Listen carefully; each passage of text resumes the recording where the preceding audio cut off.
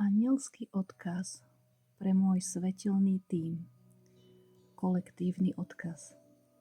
Advent začal a ty s ním môžeš začať novú kapitolu svojho života, svojho príbehu duše, ktorá sa rozpomína, kým je tu v tomto živote, tohto sveta, ktorý potrebuje teraz viac ako predtým tvoju lásku, súcit, empatiu a milosť tvojho ducha a srdca. Tvoje srdce vie, kam kráčať a kam sa máš nechať viesť, vtedy, keď sa stíšiš a dovolíš svojmu svetlu, nech ťa vedie, milované dieťa Božie.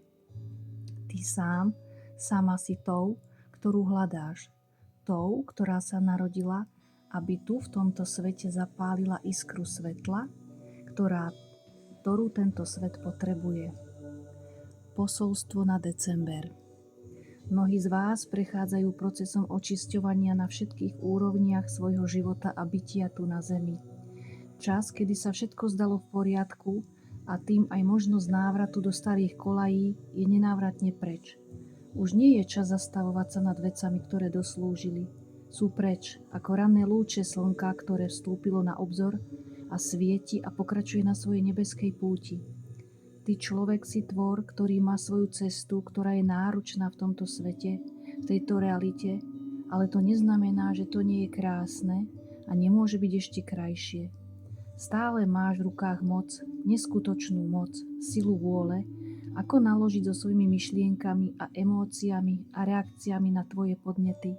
Staré časy sú preč a nové dianie a usporiadanie sveta sa blíži do finále.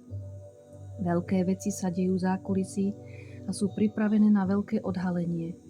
Ty sám si toho súčasťou a je možné, že všetko sa stane presne tak, ako si mnohí myslia, že nastane čas zberu úrody a radosti z toho, že ste to zvládli, že ste nezlyhali. Milí moji pracovníci svetla, je česť a sláva byť tu a teraz na zemi. Užívajte si tieto chvíle, ktoré sú z pohľadu večnosti neopakovateľné. S láskou a úctou vaši svetelní sprievodcovia a vaši anielskí pomocníci.